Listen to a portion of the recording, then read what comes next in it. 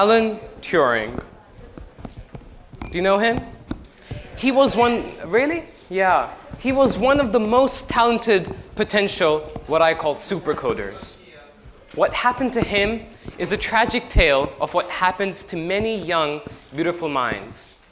He was victimized and forgotten and useless to the world, despite the fact that he proved himself by breaking the Enigma code. The year is 1950. Alan Turing predicted that by the year 2000, machines will be able to come off as a human 30% of the time. He also added that machines with 100 megabytes of memory would easily be able to pass his test. Well, we didn't make it by the year 2000, so we kind of failed him. But could we even do it now? The answer is just barely. And the ones who did managed to do it by fooling the judges using clever tricks. But why haven't we actually legitimately been able to pass the test? We've got way more than 100 megabytes. We've got way more processing power. But it turns out that at some point, no matter how much processing power or storage you have, it doesn't help. It becomes irrelevant. What was needed was a lack of a consistent personality. The bots weren't one person. They were acting as many people together. Also, the fact that they could not deal with brand new topics was a clear giveaway to the judges.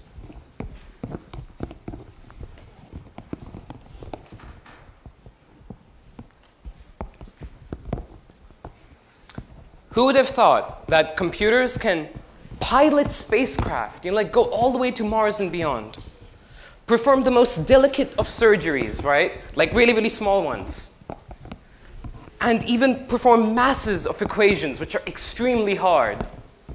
Yet they still can't deal with the basic small talk. On one hand, we are dealing with deep learning. And then on the other, we can deliver an object to one house, but not to the house next door.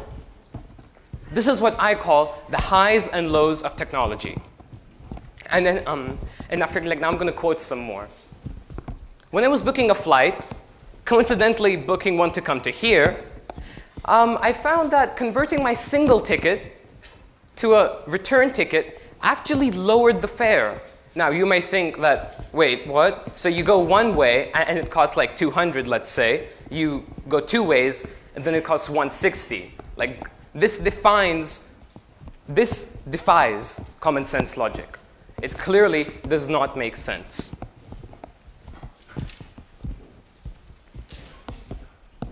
However, the programmer who made it clearly did the best he could at his time. Maybe it was made 3 years back. Maybe he had many constraints which we now know how to solve. Either way, it's not his fault. But the airline industry loved these glitches. You see that they know that there are some ghost passengers who go onto their plane just to lower their overall fare, like I did. So then what they do is that they oversell the tickets, hoping that some people don't show up. These ghost passengers do not show up. But sometimes they do. And it gets kind of awkward for the airline industry. You said that you had a ticket, but you don't actually have one. And they have to offer weird initiatives at the boarding gate. Like, you know what, stay back an extra day, plus we'll pay you 500 euros. Chill, chill, good, so we're all good. That's what they do.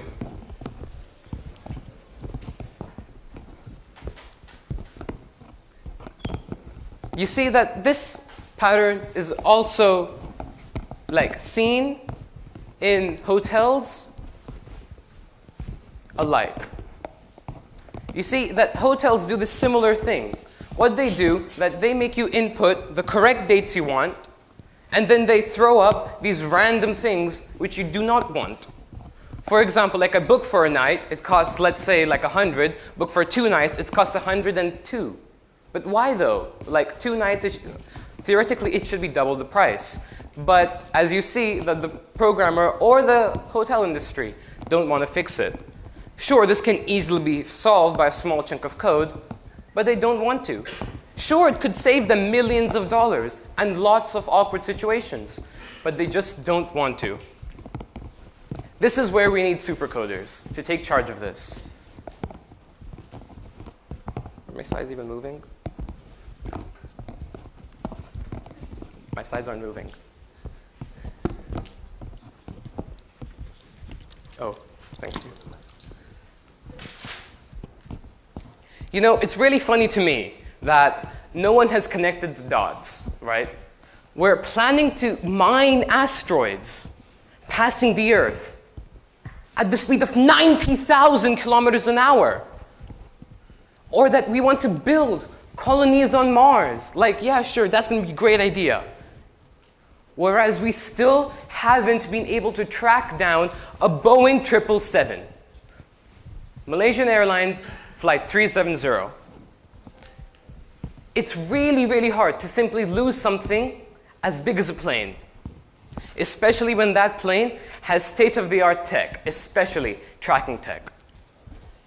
You know that like in the 1950s, a flock of Canadian geese had triggered off the US's DEW system, the Distant Early Warning System. And they were all ready to go to a nuclear war. They thought that the geese were Russian bombers going to attack them. So if our sensors can be so precise, and this is 50 years ago, around the death of Alan Turing, if they can be so precise, why can't we track down a plane? And you expect us to believe, right, that like they've got so much high tech, all to track down everything in the sky, yet the plane just cruised along, unnoticed, unheard of. Maybe it disappeared. Maybe it crashed somewhere, somehow. This tale is far more intriguing than any fiction, and far more credible too.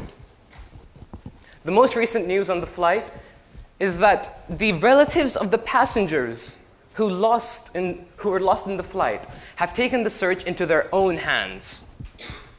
They were, quote, shocked that the combined wealth, knowability, and the power of around 70 nations could not yield any result, except for some parts of the flaperon of the plane. The problem here is that the nations decided to pursue greater challenges, like manned mission to Mars and to look for resources in distant planets. It's really amazing to me that scientists can detect the minusculest of changes in the space-time continuum, but they can't track down a Boeing 777. You see, a Boeing 777, by the way, is roughly 19 meters tall from the wheels to the tip of its tail. And just for a scale of how big that is, that small red dot's me. Yeah, that's the scale. And no one's lost me so far, and after all I carry is a smartphone. Whereas they could lose a plane which carries much more sophisticated tech than this. Like, just look at that. It's got 2 radars and many other things too, just to track down the plane. Normally, a 6-character alphanumerical password would take a hacker 2,700 years to solve. That's by hand, though. Or he could use a computer, which would take 72 years, which is like the better option. But still, right, it takes 72 years. It's still a huge amount of time for one password. Yet somehow, people keep getting hacked. You know, it's really weird. Even the CEOs get hacked. And the hackers who hacked Zuckerberg, our mine, revealed his password to his Twitter and his Pinterest. Da. Recently, the New York Stock Exchange failed, which resulted in the loss of $440 million US when it shut down for 3 hours and 38 minutes exactly. Now, you may be thinking, hey, Leo, how is this a tech question at all? Where it turns out it was a connectivity issue. Someone might have unplugged the LAN cable. Great day for someone. You see that humans are quite weird things. They like to focus on unreliable, unstable, less needed in day-to-day life topics, like reusable rockets, or using drones to help the builder workforce, which apparently saves millions of dollars, or to fix people's brains by using conductive wire. This has left us in a really, really awkward situation, where on one hand, we're reaching for the stars, and on the other, someone brings the entire stock market offline. This is what I'm going to call technology disparity. It's like wealth disparity in the sense that you can have a rich and a poor neighborhood coexist next to one another in the same city. But instead, it's going to be with tech. This has caused us to slow down. We are no longer making tech that is innovative, creative, or even disruptive. We are going way back. And I'm going to use smartphones to explain this. Flagship smartphones usually cost about 700 euros, yet they only cost maximum 300 euros to make. By the way, this is not counting marketing, research and development, package and shipping costs. This is where the Asian market completely steamrolls the US and the EU.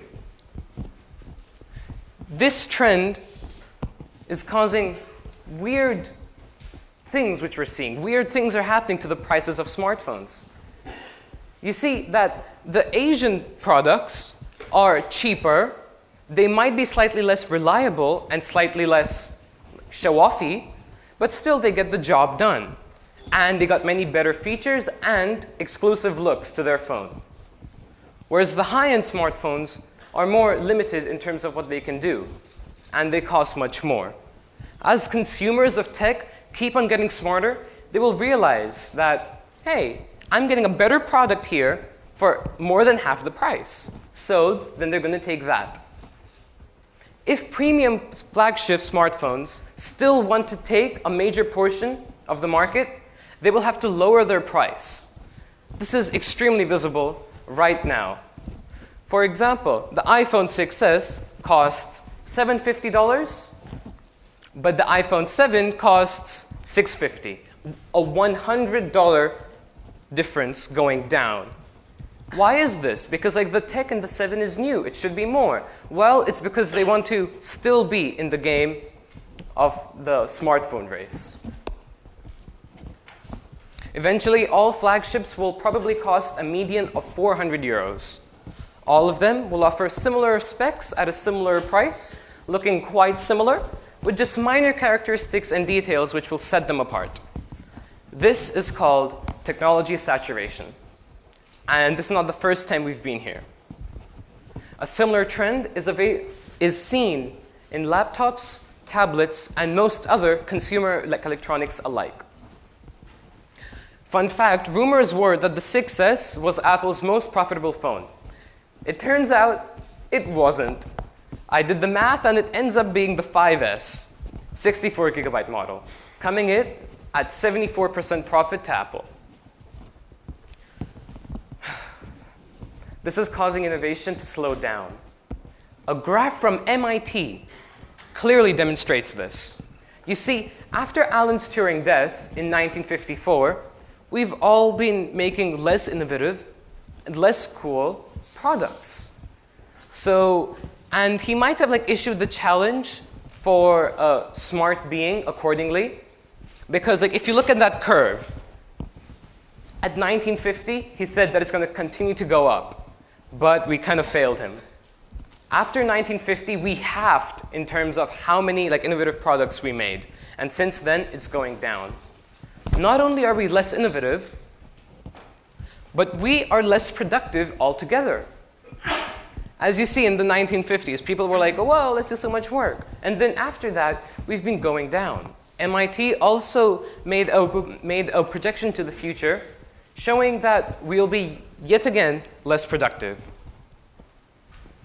While billionaires of the world are forcing and focusing on the highs of technology and taking them even higher, I'm calling on programmers like you, right? You, to take on the lows and to make technology at a standard level. Therefore, I'm launching an initiative which will do exactly that. Let the technology domain be a level playing field. I believe the supercoders of tomorrow are the ones who will identify technology disparity and eliminate it. I believe they are the ones who will look at the highs and lows and devote their skills and passion to the lows. I believe that they will remove the creases and the strange irregularities, hard word, from technology. The supercoders will take up these practical examples and remove them just by using code. They will win over the technology glitches which major corporations and governments face. What we will do altogether is that we will go to them and fix their problems so the stock market doesn't crash, and that we'll buy tape so no one can unplug the LAN cable. We'll do everything we can to make sure that we are at an even stage, because currently we've got all these highs up here and we still have got all these lows here. I want supercoders to become a reality, and this would be a tribute to Alan Turing, our first supercoder. If anyone was to join this, it's supercoders.eu/join. If they want to get further details about it, they can ask the organizers of Codemotion. I want, and I believe you want too, tech to be at a level platform. And this won't be for me. This would be for our first supercoder, Alan Turing. Thank you.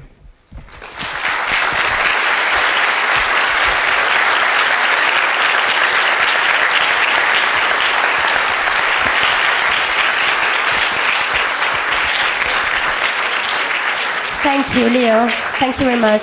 Some questions? Thank you.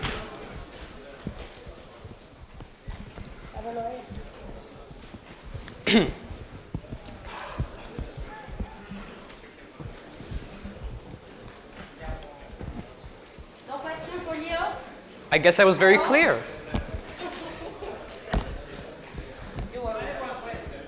Okay, one question.